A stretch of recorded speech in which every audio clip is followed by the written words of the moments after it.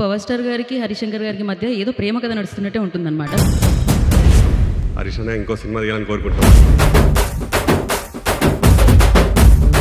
మమ్మల్ని అందరినీ నువ్వు నవ్వుతూ మమ్మల్ని నవ్విస్తూ తీసేసామన్నారు. So that was just my natural reaction. రోలర్స్ ఆర్ పవర్ స్టార్ గారికి, హరిశంకర్ గారికి మధ్య ఏదో ప్రేమ కథ నడుస్తున్నట్టే ఉంటుందన్నమాట. బేసిక్గా ఆయన సినిమాలు మాకు చూపించి మమ్మల్ని హ్యాపీ చేస్తారు. కానీ ఆయన హ్యాపీ ఎప్పుడు మీరు మాట్లాడినా, ఎప్పుడు మీరు కనిపించినా ఆయన చాలా ఆ హ్యాపీనెస్ ఆయన ఫేస్లో కనిపిస్తుంటుంది. ఏంటి సార్ ఏం చేస్తున్నారు మీరు? I'm truly blessed. We are also. Yeah, మనం క్వశ్చన్స్ తీసుకుందాం ఇప్పుడు. స్టార్టింగ్ స్టోరీ రాసినప్పుడు భవదీయుడు భగత్ సింగ్ అని టైటిల్ అనౌన్స్ చేసిరు.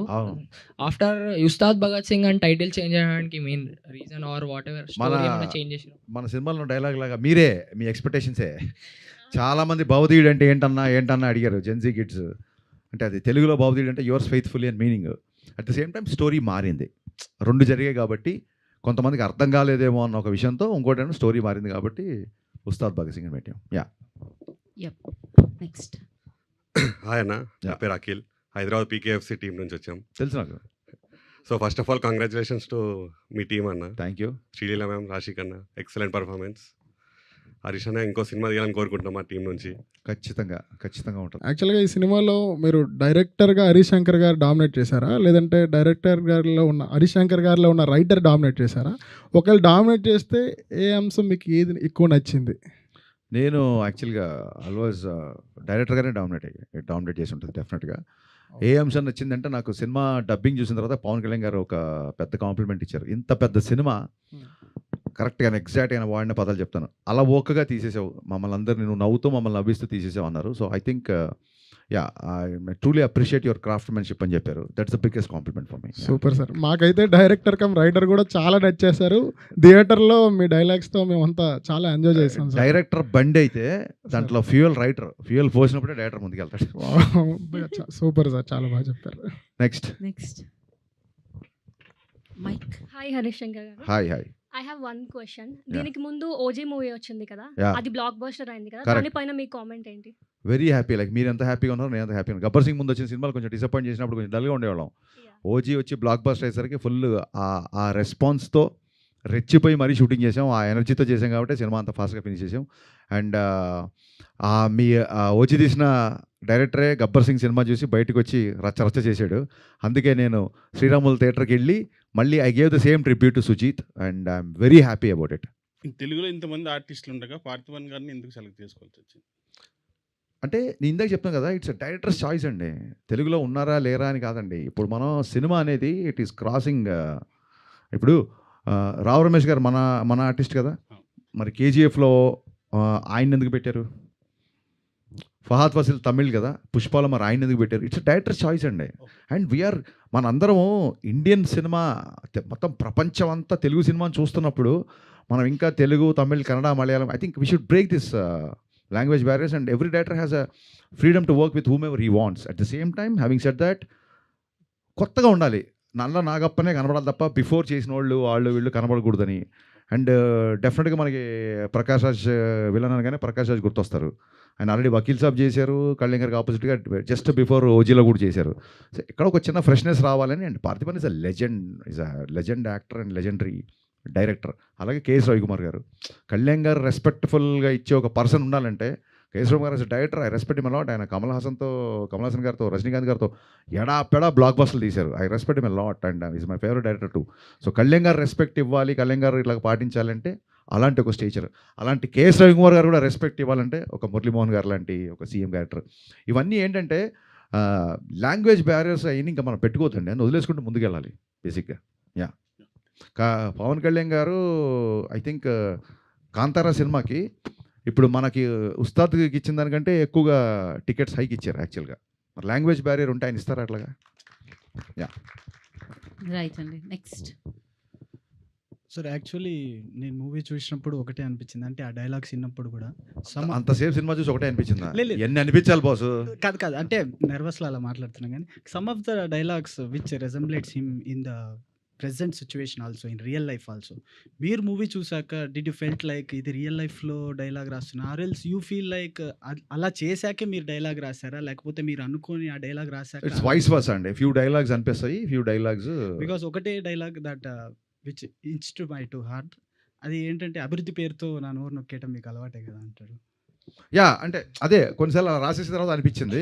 బట్ ఫ్యాన్స్ డైలాగ్ మట్టుకు నాకు ఖచ్చితంగా అనిపించింది. ప్రతిసారి ఫ్యాన్స్ హీరోకి ఎలివేషన్ ఇస్తున్నారు, ఈసారి మనందరి ఫేవరెట్ హీరో పవన్ కళ్యాణ్ గారితో ఫ్యాన్స్కి ఎలివేషన్ ఇప్పిద్దామని. ఎంతమంది ఉంటారో తెలుసా, లెక్క పెట్టడానికి జన్మ సరిపోదు, లేపడం సంగతి తర్వాత. అది మీ అందరి ఇన్స్పిరేషన్తో వచ్చిన డైలాగ్ అది. Thank you sir. Hi sir, Pavan. ఈ పేరు కూడా పవనేనా? Sir biggest fan Varun Tej గారికి. మళ్ళీ గద్దలకొండ గణేష్ లాంటి కంబ్యాక్ వరుణ్ తేజ్ గారితో ఏమైనా ప్లాన్ ఉందా? ఉంది. ఎప్పుడు వస్తుంది? వెయిటింగ్, ఈగర్గా వెయిట్ చేస్తున్నా as a true Varun Tej గారి ఫ్యాన్ లాగా. డెఫినెట్గా ఎప్పుడు వస్తుందో ఫస్ట్ అప్డేట్ నీతోనే స్టార్ట్ చేస్తాను. నీకే థ్యాంక్ యూ సార్. అమ్ము గారికి, Oh, your biggest weakness as an actress and what you have done to overcome it? I think being sensitive towards things, because konisalu whether while performing or scene, I tend to take it back Bobby. home. So it's a strength and a weakness, I feel. అన్న, Ah, this is Shivateja, Shivateja. Die hard Raviteja fan. Okay, మీ నుంచి Shivateja fan of Raviteja. Okay. మీ నుంచి చాలా రోజుల నుంచి expect చేస్తున్నా. రవితేజకు పవన్ కళ్యాణ్కి మీరు ఎంత బిగ్ ఫ్యానో, శివుడి దగ్గరికి వెళ్ళాలంటే ఫస్ట్ నందిని దాటి వెళ్ళాలి. మీ దగ్గరికి రావాలంటే, అదే పవన్ కళ్యాణ్ రవితేజ దగ్గరికి రావాలంటే మిమ్మల్ని దాటి వెళ్ళాలి. సో ఇప్పుడు నేను ఎక్స్పెక్ట్ చేస్తున్న ఏంటంటే, మిరపకాయ సినిమా అంత పెద్ద హిట్ ఇచ్చారు కదా, పవన్ కళ్యాణ్ గబ్బర్ సింగ్ హిట్ ఇచ్చారు కదా, మళ్ళీ ఉస్తాద్ భగత్ సింగ్ పవన్ కళ్యాణ్కి ఇచ్చారు. మా అన్న కోసం వెయిటింగ్. మళ్ళీ రవితేజకి ఎప్పుడు బ్లాక్ బస్టర్ ఇస్తారు మిరపకాయ లాంటిది? మా అన్న కాదు, మన అన్న. మన అన్న మిరపకాయని మించిన సినిమా 100% తీసి తీరుతా. వెయిటింగ్ అన్న. మీ అందరు ఇలాగే సపోర్ట్ చేస్తే 100% చేస్తాం. కంపల్సరీ అన్న. Thank you. మూవీ చూసినప్పుడు, మూవీ ప్రీమియర్స్ యూఎస్లో ప్రీమియర్స్ పడినప్పుడు we were little bit disappointed because PK fans, MB fans ఉంటుంది కదా, క్లాష్ ఉంటుంది కదా. సో ఆ రోజు మ్యామ్ సారీ మ్యామ్, బట్ కుర్చీ మడత పెట్టి అనే సాంగ్ చూడంగానే మేమంతా కొద్దిగా, సార్ దానికి డ్యాన్స్ చేశారు, మేమందరం కూడా సార్ దానికి ఎలా ఒప్పుకున్నారు, దాన్ని ఎంబీ ఫ్యాన్స్ కూడా కొంతమంది నెగిటివ్ చేసి చూశారు. దానికి మీరేమంటారు సార్?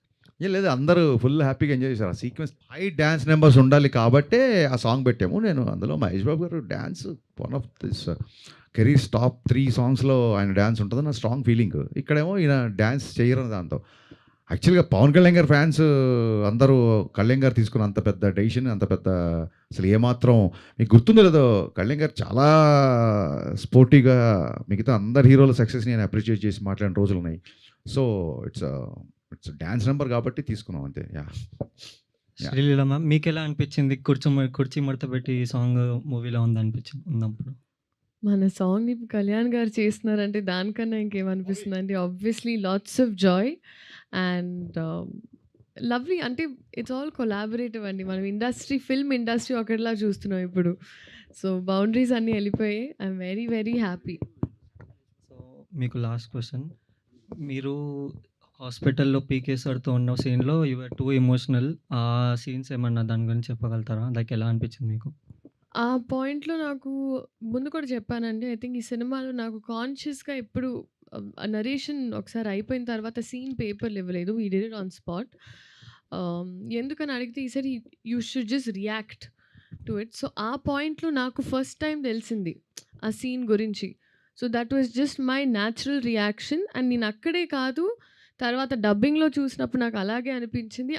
ఆ సీన్ గురించి అనుకున్న ప్రతిసారి కూడా నాకు అలాగే అనిపిస్తది. సో ఐ ఫీల్ లైక్ ఈ సినిమాలో I just existed with whatever was happening around. ట్రోలర్స్కి మీరు ఇచ్చే సమాధానం ఏంటన్నా? Trollers are more than free to troll anything. బేసిక్గా దాన్ని ఏమంటారంటే I take constructive criticism.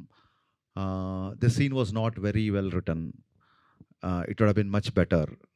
The second half, like first half is a little slow, or maybe second half is a little slow, or hero characteristics like this. Ilantivanni I'll take the constructive criticism, and I don't feel like taking seriously whatever the troll material comes, because their identity, their their whereabouts are not known because they themselves are very insecure to reveal their identity. So నేను ఏదైనా మాట్లాడితే I take the accountability, I take the responsibility. వాళ్ళ accountability responsibility లేనోళ్ళు చీకట్లో 4 రాళ్ళు వేస్తున్నారు కదా అనుకుంటే, నాకు చేసిన ట్రోలింగ్కి నేను ఎప్పుడో ట్విట్టర్లు వదిలేసి వెళ్ళిపోవాలి నేను. సో నేను దానికి ట్రోలర్స్ గురించి, దాని గురించి కలెక్షన్స్ ఏదో మాట్లాడుతుంటారు. I don't take much. అలాంటి నేను ఎప్పుడో చెప్పాను కదా, ఇంట్లో నేను సినిమా డైరెక్ట్ చేద్దాం ఉన్నప్పుడు ఫస్ట్ ట్రోల్ చేసింది మా అమ్మ, మా నాన్న. నీ ఫేస్కి డైరెక్షన్ అని చెప్పి అప్పుడే ట్రోల్ చేశారు. ఇవన్నీ కొత్త ఏం కాదు. కానీ అబ్యూజివ్ లాంగ్వేజ్ ఉన్నప్పుడు అండ్ బియాండ్ ద గీత దాటినప్పుడు మట్టుకు బ్లాక్ చేయడము, సీరియస్గా కంప్లైంట్ చేయడము విల్ డూ. ఇంత పెద్ద సినిమా, ఇన్ని యాక్షన్ సీక్వెన్సెస్, 2 సాంగ్స్, డ్యాన్స్, ఇన్ని డైలాగ్స్, విలన్తో కాన్ఫ్రంటేషన్ ఇవన్నీ చేసి లాస్ట్ మినిట్లో మ్యూజిక్ డైరెక్టర్ మారినప్పుడు మళ్ళీ మ్యూజిక్ డైరెక్టర్ని బ్యాక్గ్రౌండ్ స్కోర్కి తమ్మన్ని తీసుకొని మళ్ళీ ఒక రకంగా దాన్ని ఏమంటారు ప్రీపోన్ అయినప్పుడు మళ్ళీ 19th అంటే 16th మేము కాపీ చేయడం, ఇన్ని ఆడ్స్ మధ్య ఈ సినిమాని మీరు అందరూ చూసేలాగా చేయించడమే నా పెద్ద సక్సెస్ నేను ఫీల్ అవుతున్నా. I'm totally happy with my output and people are embracing, people are loving and I did it more than I can do. Thank you. Thank you fans, thank you so much for your valuable time and valuable questions. Thank you so much and thank you so much Harishankar garu for Ustad Bhagat Singh. నిజంగానే celebrate చేసుకుంటున్నాం PSPK ఫ్యాన్స్గా, cinema అభిమానుల.